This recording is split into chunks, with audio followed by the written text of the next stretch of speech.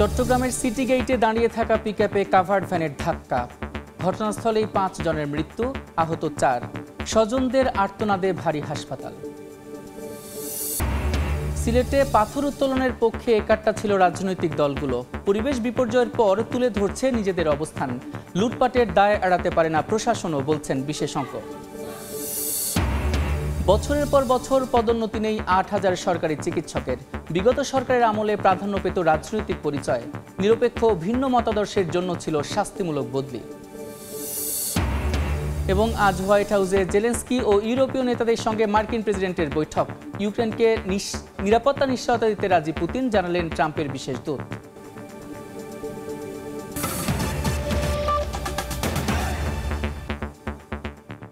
সময় সংবাদের সঙ্গে আছি আমি সাদিক হাসান ইমন। চট্টগ্রামে সড়কে দাঁড়িয়ে থাকা পিকআপে কাভার্ড ভ্যানের ধাক্কায় ৫ জনের মৃত্যু হয়েছে। গুরুতর আহত অবস্থায় হাসপাতালে ভর্তি আছেন ৪ জন। ভোরে সিটি গেইট এলাকায় এই দুর্ঘটনা ঘটে। প্রত্যক্ষদর্শী ও পুলিশ বলছে দ্রুতগতি দুর্ঘটনার কারণ। বিস্তারিত জানাচ্ছেন পার্থপ্রতিম বিশ্বাস। স্বজনদের আহাজারিতে ভারী হয়ে উঠেছে চট্টগ্রাম মেডিকেল কলেজ হাসপাতালের পরিবেশ। সোমবার ভোরে পিকআপ ভ্যানে করে সীতাকুণ্ডের ফৌজদার হাট থেকে ফিশারিঘাট যাচ্ছিলেন ৮ থেকে ১০ জন মাছ ব্যবসায়ী। সিটি গেইট এলাকায় পৌঁছালে নিয়ন্ত্রণ হারিয়ে রাস্তার পাশে দাঁড়িয়ে থাকা কাভার ভ্যানে ধাক্কা দেয় পিকআপটি। ঘটনাস্থলে পিকআপের চালক সহ ৪ জনের মৃত্যু হয়। আহতদের উদ্ধার করে চট্টগ্রাম মেডিকেল কলেজ হাসপাতালে নিলে চিকিৎসক আরও একজনকে মৃত ঘোষণা করেন। 4টা বাজে ঘর তুতিরে দেব তুই মাসালে যাতে হইয়াস ও গুরু যাবি না দম কারণ 2টা লাশ ছিল, কিন্তু আমার বাইক 3টা এখানে ছিল। প্রত্যেকদিন যাই এই ফিশারি ঘাটে মাছ আনার জন্য। কিরকম কি হয়ে গেছে ঠিক আমরা জানি না, আমরা মৃতদেহটা শুধু দেখতে পেলাম। প্রত্যক্ষদর্শী ও পুলিশ বলছে দ্রুত গতি দুর্ঘটনার কারণ। তো আমরা যখন একসাথে আসছিলাম দেখতেছিলাম ওইখানকার অবস্থা খুব গুরুতর, আহত সবাই দেখতেছি, লাশ পড়ে রয়েছে। এখন পর্যন্ত আমি ৫ জন মৃতদেহ পাইছি, তার মধ্যে 3 জনের আমি আইডেন্টিফাই করতে পারছি, আর 2 জন এখনো নাম ঠিকানা পাওয়া যায় না। আমি চেষ্টা করতেছি। নিহতদের ৪ জন ফৌজদার হাট জেরাপাড়া এলাকার বাসিন্দা। সময় সংবাদ, চট্টগ্রাম। চট্টগ্রামে পিকআপ ও কাভার্ড ভ্যানের সংঘর্ষে ৫ জনের মৃত্যু হয়েছে, আহত হচ্ছেন বেশ কয়েকজন। এই মুহূর্তে চট্টগ্রাম মেডিকেল কলেজ হাসপাতালে আছেন সহকর্মী পার্থপ্রতিম বিশ্বাস। বিস্তারিত জানতে সরাসরি যুক্ত হচ্ছে তার সঙ্গে। পার্থ, চট্টগ্রামের সিটি গেট এলাকায় দাঁড়িয়ে থাকা কাভার্ড ভ্যানকে একটি পিকআপ ভ্যান ভোর রাতে ধাক্কা দিলে ঘটনাস্থলেই কিন্তু ৪ জনের মৃত্যু হয়েছে এবং চট্টগ্রাম মেডিকেল কলেজ হাসপাতালে আনার পর আহতদের আরও একজনের মৃত্যু হয়। সেক্ষেত্রে এখনো পর্যন্ত সড়ক দুর্ঘটনায় কিন্তু ৫ জনের মৃত্যু হয়েছে এবং এই ঘটনায় আরও ৪ জন আহত হয়েছে, যাদেরকে এই মুহূর্তে চট্টগ্রাম মেডিকেল কলেজ হাসপাতালে কিন্তু তারা চিকিৎসাধীন অবস্থায় রয়েছে। এবং ঘটনার খবরটি যখন ছড়িয়ে পড়ে, বিশেষ করে সীতাকুণ্ডের ফৌজদারহাট এলাকার এরা জেলেপাড়ার বাসিন্দা, ভোর রাতে প্রতিদিনের মতো আজকে সকালেও তারা চট্টগ্রামের ফৌজদারহাট থেকে ফিশারিঘাট এলাকায় মাছ কিনতে যাচ্ছিলেন এবং সেই মাছ কিনতে যাওয়া অবস্থায় কিন্তু চট্টগ্রামের সিটি গেট এলাকায় কিন্তু এই সড়ক দুর্ঘটনার ঘটনাটি ঘটে। এবং আমরা ঘটনাস্থলে যাওয়ার পর যেটি দেখেছি, পিকআপ ভ্যানটির সামনের দিকটি পুরোপুরি কিন্তু দুমড়ে মুচড়ে গেছে। সেক্ষেত্রে আমরা বলতে পারি ভয়াবহভাবে কিন্তু অত্যন্ত দ্রুতগতিতে থাকা সেই পিকআপ ভ্যানের চালক কিন্তু সেই পিকআপ ভ্যান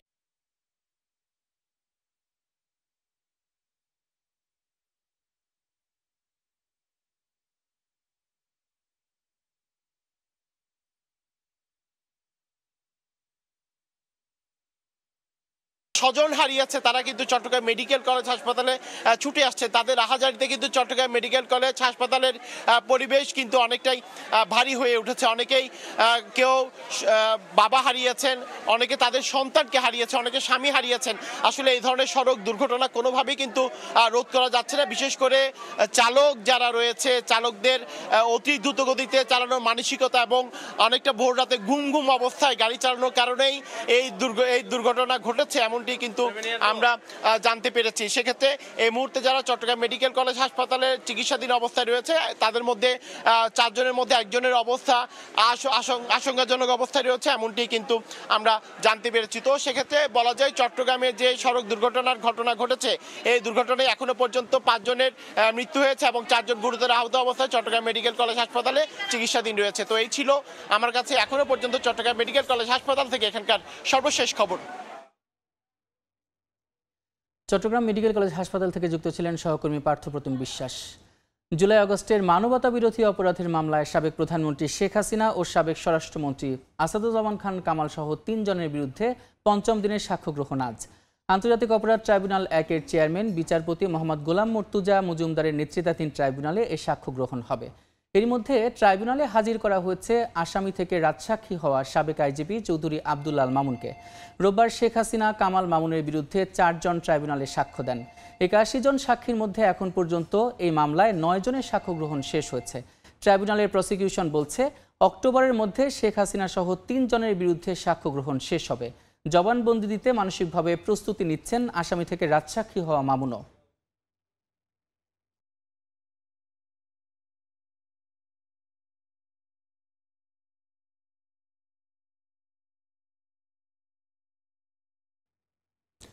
নিষেধাজ্ঞা উপেক্ষা করে সিলেটের ভোলাগঞ্জে পাথর উত্তোলনের পক্ষে একাট্টা অবস্থানে ছিল বিএনপি, জামায়াত ইসলামী আন্দোলন সহ অধিকাংশ রাজনৈতিক দল।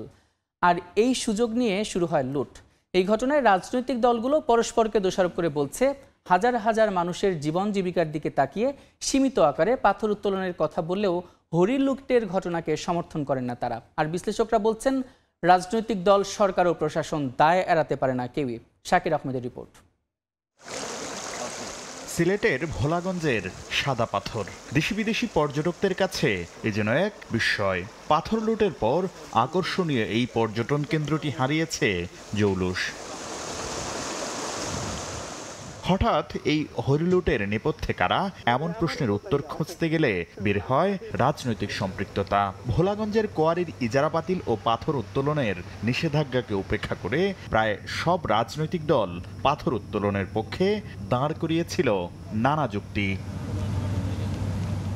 গত বছরের সেপ্টেম্বরে পাথর উত্তোলনের নিষেধাজ্ঞাকে ভারতীয় আগ্রাসন দাবি করে ইসলামী আন্দোলন বাংলাদেশের পক্ষ থেকে বলা হয়, দ্রুত পাথর উত্তোলন না করলে ভয়াবহ বন্যার সৃষ্টি হবে।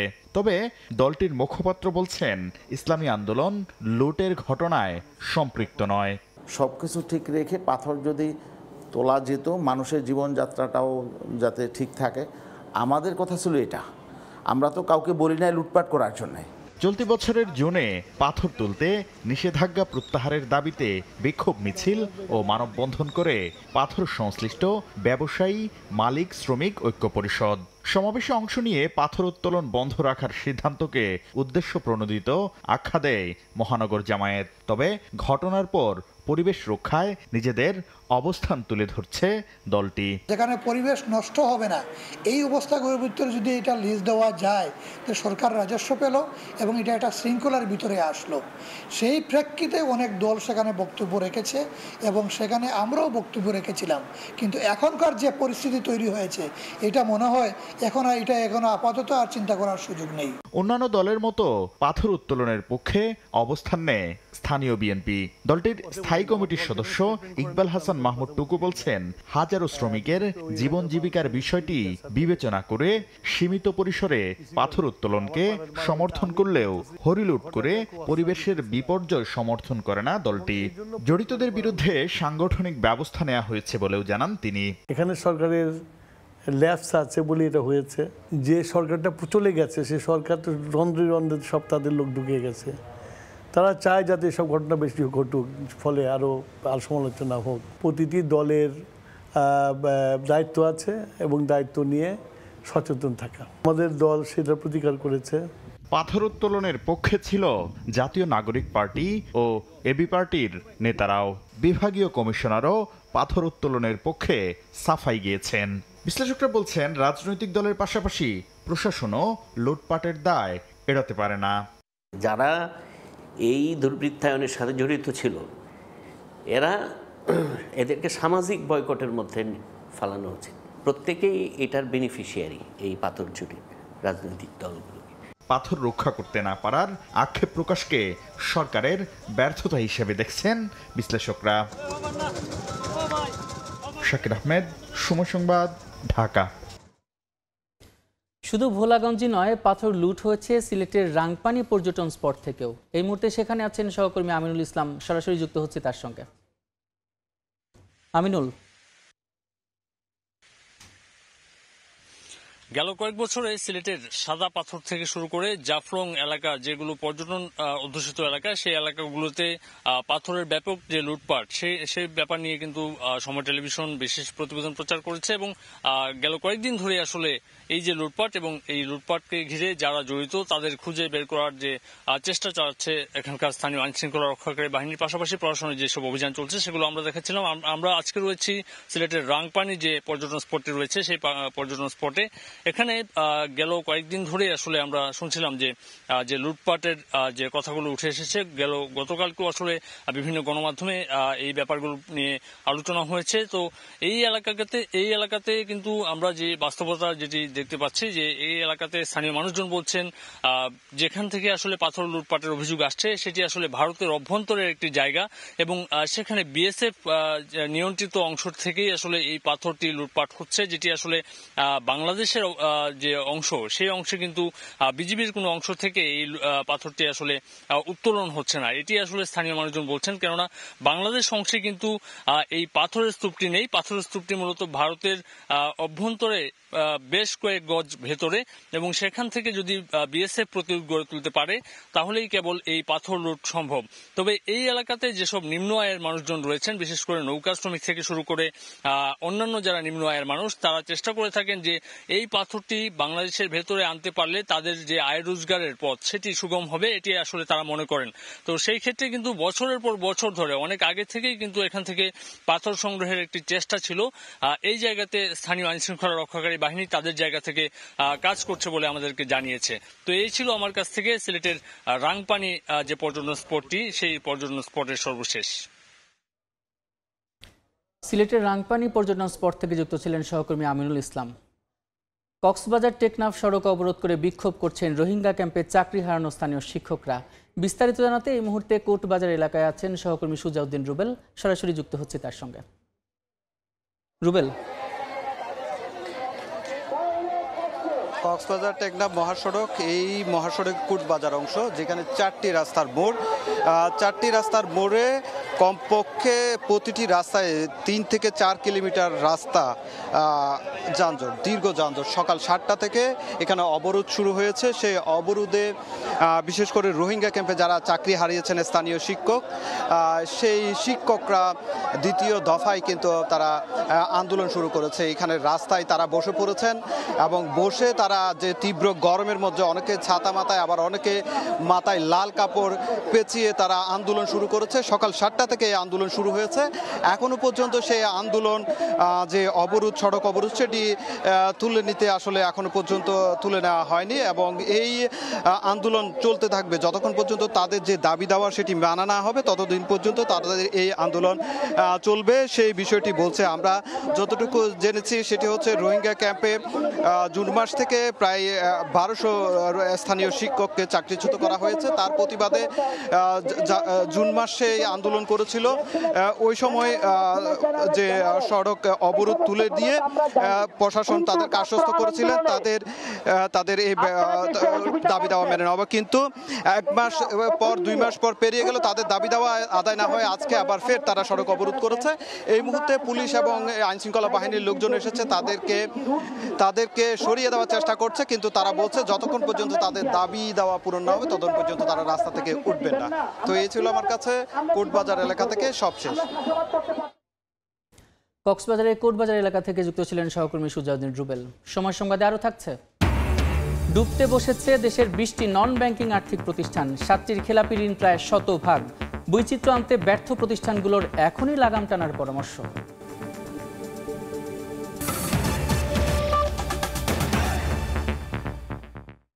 দীর্ঘদিন ধরে পদোন্নতি বঞ্চিত প্রায় 8000 সরকারি চিকিৎসক ও মেডিকেল কলেজের শিক্ষক। তাদের অভিযোগ, পদোন্নতির সব শর্ত পূরণের পরও আমলে নেয়নি বিগত সরকার। প্রাধান্য দেওয়া হতো রাজনৈতিক পরিচয়। নিরপেক্ষ ভিন্ন মতাদর্শের জন্য ছিল শাস্তিমূলক বদলি সহ নানা বিড়ম্বনা। স্বাস্থ্য উপদেষ্টা বলছেন, এরই মধ্যে 7000 সুপার নিউমারারি পদ তৈরিতে ব্যবস্থা নিয়েছে সরকার। 7 অগাস্ট পদোন্নতি দেওয়া হয়েছে 942 জন চিকিৎসককে। শরীফ রুবেলের ছবিতে সাইফুল রুদ্র রিপোর্ট। স্বাস্থ্য অধিদপ্তরের তথ্য বলছে, বছরের পর বছর কাঙ্ক্ষিত পদোন্নতির আশায় দিন পার করছেন প্রায় ৮,০০০ সরকারি চিকিৎসক ও মেডিকেল কলেজের শিক্ষক। তবে চিকিৎসকরা বলছেন এই সংখ্যা ১০,০০০-এরও বেশি। ৭ আগস্ট ৯৪২ জন চিকিৎসককে ৬ষ্ঠ গ্রেডে জুনিয়র কনসালটেন্ট পদে পদোন্নতি দিয়েছে স্বাস্থ্যসেবা বিভাগ। চিকিৎসকদের অভিযোগ, যোগ্যতার শর্ত পূরণ করেও পদোন্নতি পাননি তারা। এমন অনেক চিকিৎসক আছে নবম গ্রেডে ঢুকেছে, নবম গ্রেড থেকে রিটায়ারমেন্টে চলে গেছে। দফায় দফায় মিটিং হয়েছে যে এই বৈষম্যগুলো দূর করে কিভাবে প্রমোশন দেওয়া যায়। অনেকগুলো ধাপ অতিক্রম করার পর একজন চিকিৎসক সহকারী অধ্যাপক হওয়ার জন্য যোগ্য হয়।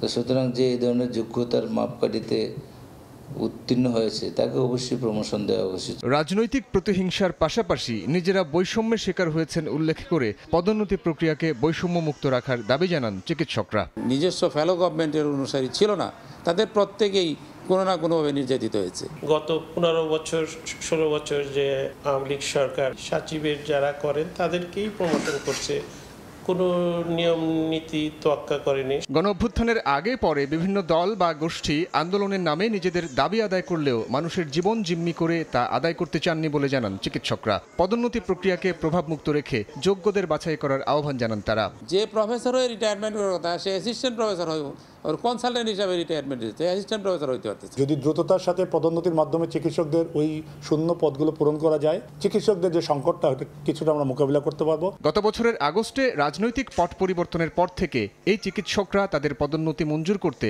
মন্ত্রণালয়ের কাছে অনুরোধ জানিয়ে আসছেন। সাইফুল রুদ্র, সময় সংবাদ, ঢাকা। খেলাপি ঋণের চাপে করুণ দশায় ব্যাংক বহির্ভূত 20টি আর্থিক প্রতিষ্ঠান।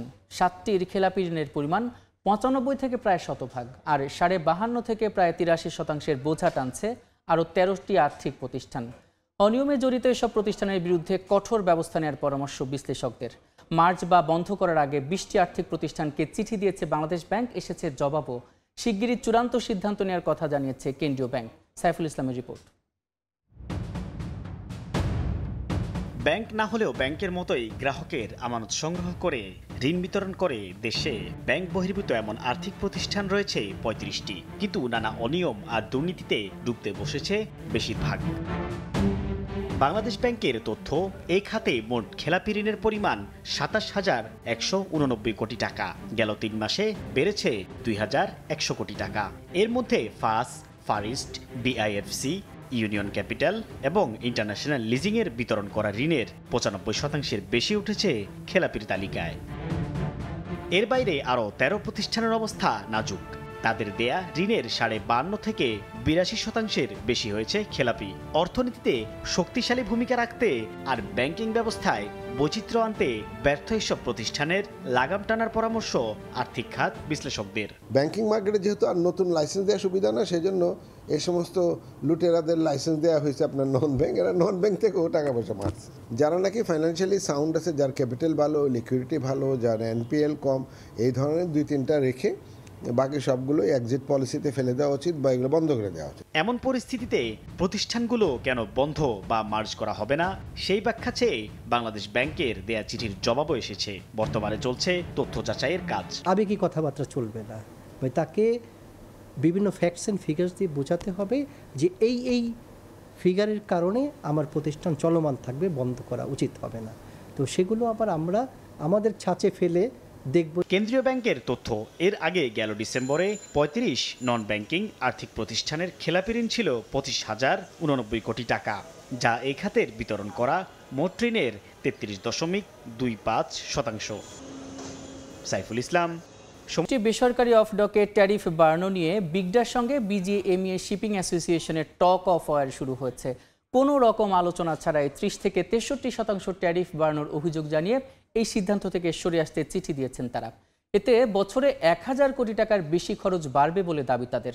অপরদিকে ডলারের সঙ্গে টাকার দরের তারতম্যের কারণে ট্যারিফ বাড়ানো থেকে সরে না আসার ঘোষণা দিয়েছে বিগডা। শাখাওয়াত টুপুর ক্যামেরায় বিস্তারিত জানাচ্ছেন কমল দেব।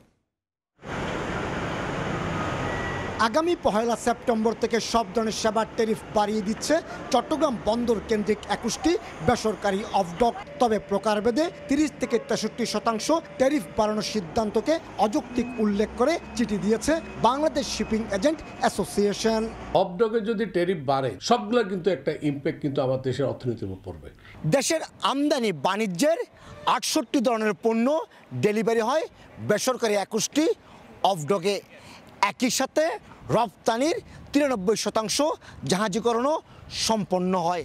তবে বর্তমানে যে ট্যারিফ বাড়ানো হচ্ছে তাতে ক্ষতিগ্রস্ত হবে বিজিএমইএ, শিপিং এজেন্ট অ্যাসোসিয়েশন, বাফা এবং একই সাথে সিএনএফ এজেন্ট। নতুন ট্যারিফ কার্যকর হলে বছরে খরচ বাড়বে অন্তত 1000 কোটি টাকা। আর তাই ট্যারিফ নিয়ে আপত্তি রয়েছে বিজিএমইএর। সার্ভিসটা ডেভেলপ না করে হঠাৎ করে বৃদ্ধির জন্য ওরা একটা পায়তারা করছে। আমরা চাই এটা টাস্কফোর্স করে যৌথভাবে এটার একটা ন্যায় নির্ধারণ করা হোক। ট্যারিফ না বাড়ানোর আবেদন সম্বলিত চিঠি পেল নিজেদের সিদ্ধান্ত এখনও অনড় অবস্থানে রয়েছে বেসরকারি অফডক মালিকদের সংগঠন বিগডা। ইউএস ডলারের এগেনস্টে টাকার যে ডিভ্যালুয়েশন হয়েছে সেটা প্রায় 55%-এর অধিক। সুতরাং বেসরকারি অফডকগুলো কিন্তু বিভিন্ন খাতেই তাদের মাসুলগুলো আগের মতো পাচ্ছে না। এদিকে বিগডা ট্যারিফের বিরুদ্ধে অবস্থান নিয়ে অংশীজনরা যেমন বন্দরে দ্বারস্থ হয়েছে, ঠিক তেমনি নিজেদের অবস্থান ব্যাখ্যা করে বন্দরকে চিঠি দিয়েছে বিগডা। আমরা যেটা চট্টগ্রাম বন্দর কর্তৃপক্ষ থেকে যেটা বলতে চাই, এটা দুপক্ষের মধ্যেই একটা সমঝোতার ভিত্তিতে এই চার্জটা যৌক্তিকভাবে নির্ধারণ হওয়া উচিত। সবশেষ 2021 সালে তেলের মূল্য বেড়ে যাওয়ার অজুহাতে 23% হারে ট্যারিফ বাড়িয়েছিল এই অফডকগুলো। কমল দে, সময় সংবাদ, চট্টগ্রাম। দেখছেন সময় সংবাদ।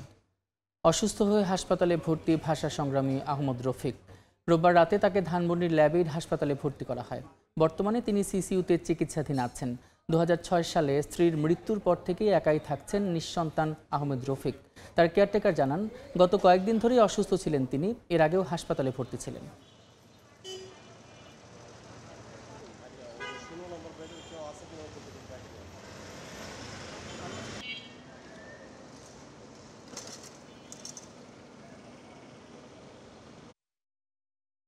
সংবাদ দেশের বাইরের খবর। ইউক্রেন ইস্যুতে হোয়াইট হাউসে ডোনাল্ড ট্রাম্পের সঙ্গে বৈঠকে বসতে যাচ্ছেন জেলেনস্কি। স্থানীয় সময় সোমবারের এই বৈঠকে যোগ দেবেন যুক্তরাজ্য, ফ্রান্স, জার্মানি সহ ইউরোপের বিভিন্ন দেশের নেতারাও। তাদের আহ্বান, যুদ্ধ বন্ধের কোনো চুক্তির ক্ষেত্রে যেন ইউক্রেনের নিরাপত্তার বিষয়টি মাথায় রাখা হয়। এমন পরিস্থিতির মধ্যে ইউক্রেনের নিরাপত্তার নিশ্চয়তা নিয়ে পুতিনের রাজি হওয়ার বিষয়টি সামনে আনলেন ট্রাম্পের বিশেষ দূত স্টিভ উইটকফ। সময় সংবাদের শীর্ষ সংবাদগুলো জানিয়ে দিচ্ছে আরেকবার।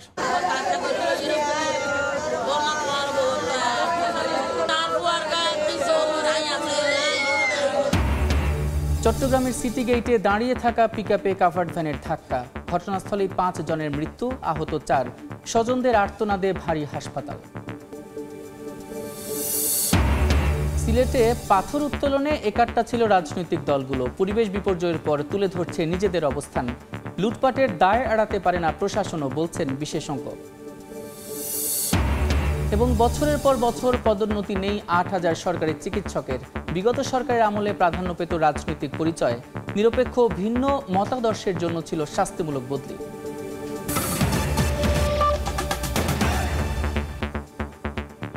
এই ছিল সময় সংবাদে। সঙ্গে থাকুন সময়।